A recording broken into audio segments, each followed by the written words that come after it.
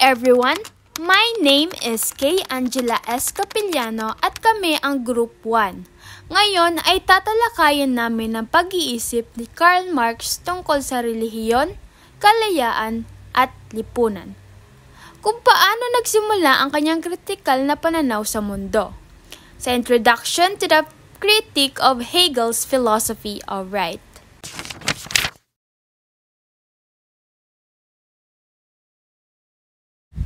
Sa panahong iyon, nangingibabaw ang kaisipang pilosopikal ni Hegel, na ang idea o spirit ang bumubuo sa realidad. Ngunit tinutulan ito ni Marx. Para sa kanya, hindi ang ideya ang pinagmumulan ng mundo, kundi ang aktwal na buhay ng tao. Isipin natin ang isang call center agent. Araw-araw siya nagtatrabaho ng mahigit 8 oras. Gabi ang shift, kulang sa tulog, pero kailangan niyang kumayod para sa pamilya. Sa labas, may mga poster na nagsasabing, "Love your job" o "Work hard, dream big." Ngunit, kahit gaano siya ka-positive, kung ang sahod niya ay kulang para sa pagkain at kuryente, mahirap maging masaya.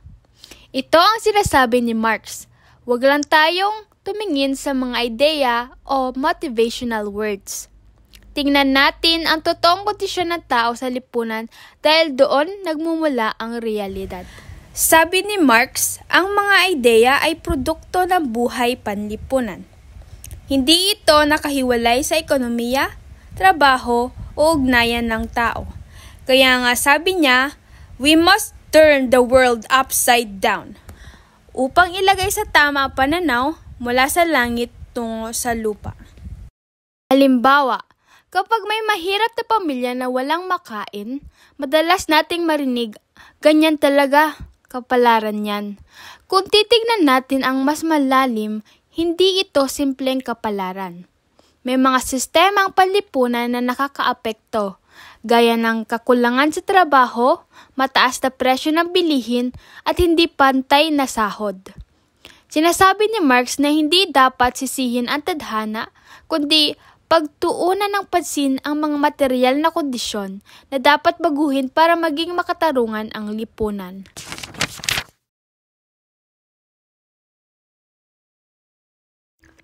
Ang unang hakbang ni Marx ay ang pagsusuri sa relihiyon. Para sa kanya, hindi ito basta paniniwala, kundi isang replikasyon ng mga tunay na kalagayan ng lipunan. Kaya sinabi niya na, the criticism of religion is the prerequisite of all criticism. Kapag may naghihirap, minsan sinasabi sa kanya na, magdasal ka lang, may awa ang Diyos. Totoo, mahalaga ang pananampalataya. Pero kung ginagawang dahilan ng relihiyon para hindi na maguhin ang kalagayan ng tao, nagiging sagabal ito sa tunay na pagbabago. Halimbawa, imbes na tulungan ng isang pamilya na nawala ng tirahan sa bagyo, may ilan na nagsasabing, pagsubok lang ito ni Lord. Para kay Marx, dapat nating gamitin ang pananampalataya para kumilos, hindi para tumigil. Para kay Marx, ang relihiyon ay the sigh of the oppressed creature, the heart of a heartless world. Ginagawa ito ng tao para bigyang kahulugan ang paghihirap. Pero habang pinangahawakan natin ang ilusyon ng kalangitan, nananatili tayong bihag sa realidad ng kawalan ng hustisya.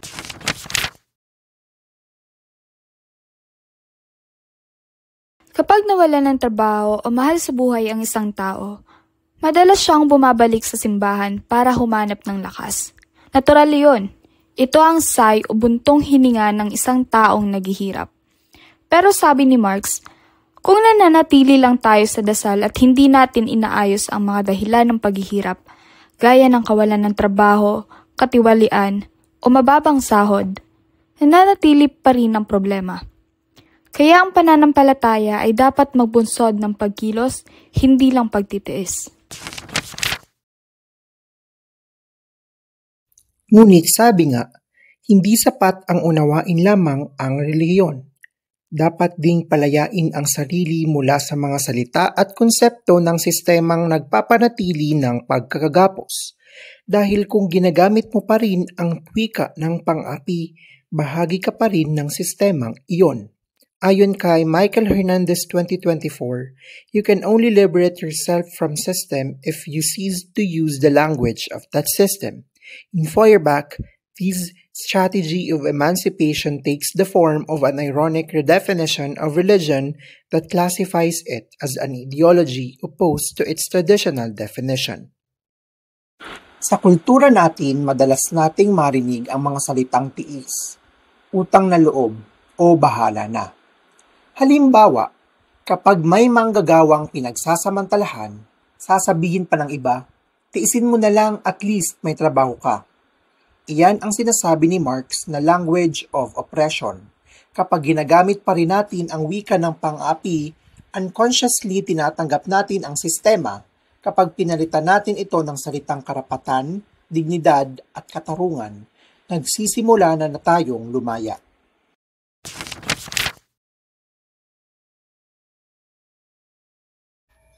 Si Ludwig Feuerbach ang unang nagpakita na ang Diyos ay proyeksyon ng tao, na inidilipat lang natin sa langit ang ating mga kakayahan at pagnanais.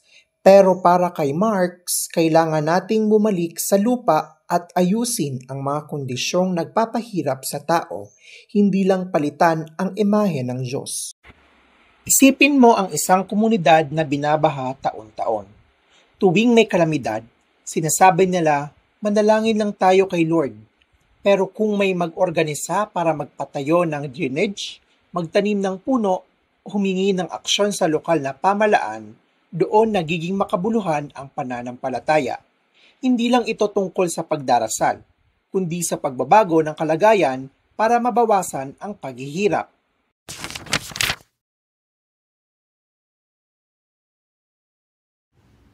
Dito pumasok ang radikal na punto ni Marx, na ang teorya ay walang saysay kung hindi ito nagiging aksyon. Ang problema ay hindi lang relihiyoso, kundi panlipunan. Kaya naman, kailangan baguhin ang mga materyal na kondisyon na nagdudulot at nagpapanatili sa ilusyon ng relihiyon. Isipin natin ang mga karaniwang manggagawang Pilipino, mga nagbubuhat sa konstruksyon, nagde-deliver sa ilalim ng araw o nagtatrabaho sa call center buong gabi. Karamihan sa kanila ay kumikita lang ng sapat para mabuhay araw-araw.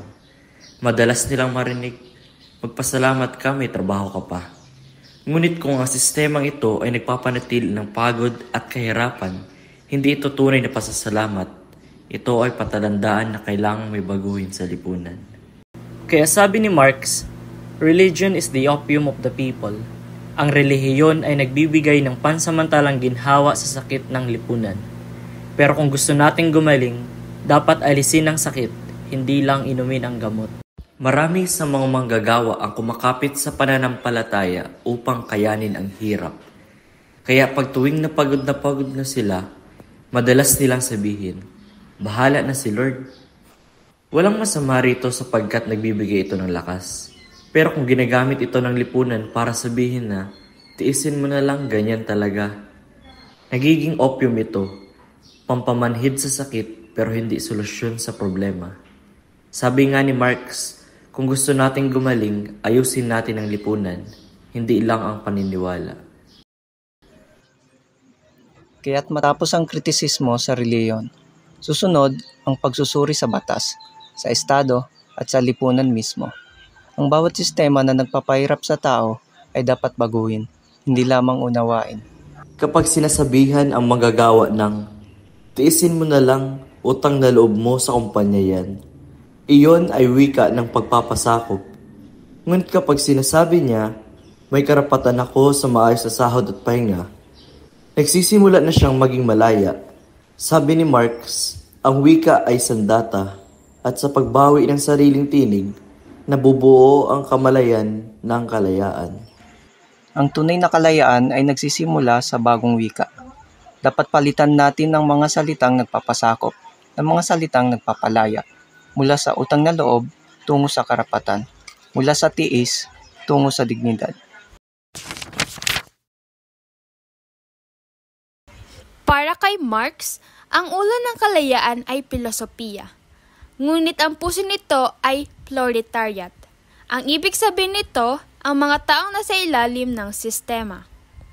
Ang filosofiya ay magiging totoo lamang kung ito ay isinasabuhay ng masa. Kapag ang mga ordinaryong manggagawa, construction workers, tendera, call center agents at delivery riders ay nagsimulang magsama-sama para humingi ng mas patas na trato, iyon ang sinasabi ni Marx na filosofiya ng isinasabuhay ng masa.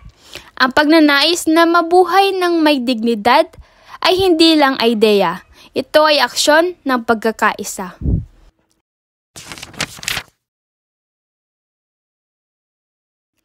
Hanggang ngayon, nakikita pa rin natin ang parehong estruktura.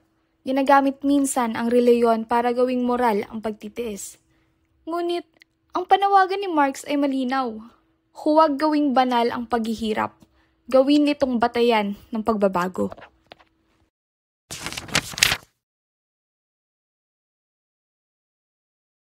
Lahat ng revolusyon ay nagsisimula sa mga salita. Kapag natutunan nating baguhin ang paraan ng pagsasalita, nababago rin natin ang paraan ng pag-iisip. Ang bagong lipunan ay nagsisimula sa bagong kamalayan.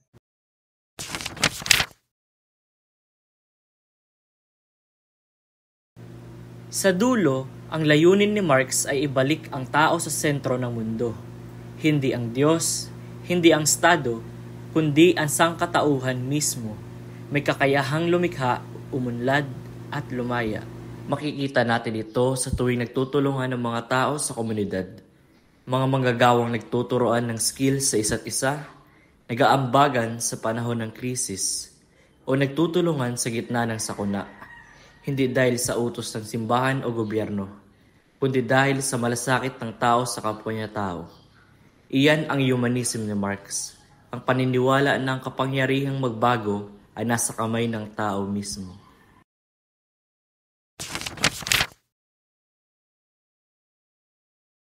Kaya sa kabuuan, suriin ang reliyon, ilantad ang ideolohiya, bawiin ang wika, baguhin ang lipunan.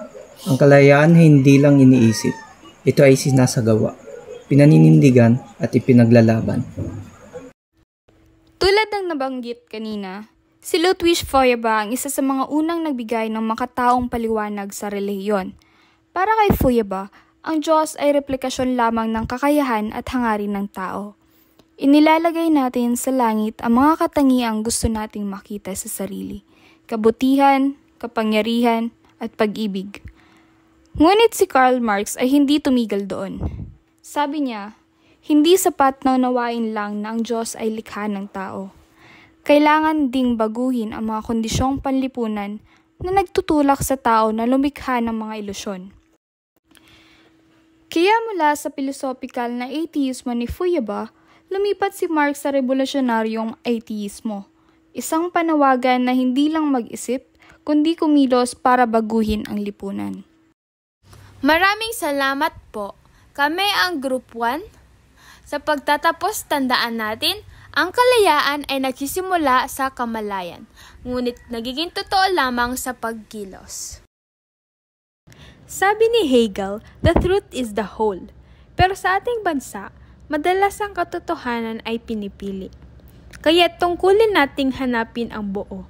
Ang katotohanan hindi lang para sa iilan, kundi para sa lahat. Sabi ni Feuerbach, man created God in His own image. At kung totoo yun, ang pinakamataas na paraan ng pagsamba ay maging mabuti, makatao at makatarungan. Hindi laban sa Diyos, kundi kasama siya sa paggawa ng mabuti. Sabi ni Marx, religion is the heart of a heartless world. Totoo, dahil sa bawat pagdarasal, may pag-asang mabago ang mundo. Pero ang panalangin ay dapat sabayan ng pagkilos. Dahil ang pananampalataya na walang gawa ay nananatiling panaginip. Ang kalayaan ay hindi laban sa pananampalataya. Ito ay panawagan ng pananampalataya mismo. Dahil ang tunay na paniniwala ay hindi pagtakas, kundi pagtindig sa gitna ng kawalan ng katarungan. Kaya't tandaan natin, ang Diyos ay hindi lamang nasa simbahan, kundi sa bawat taong lumalaban para sa kabutihan. Ang kalayaan ay hindi hinihintay. ito ay nililikha. At ang pagbabago, nagsisimula sa isip, sa puso, at sa taong handang kumilos.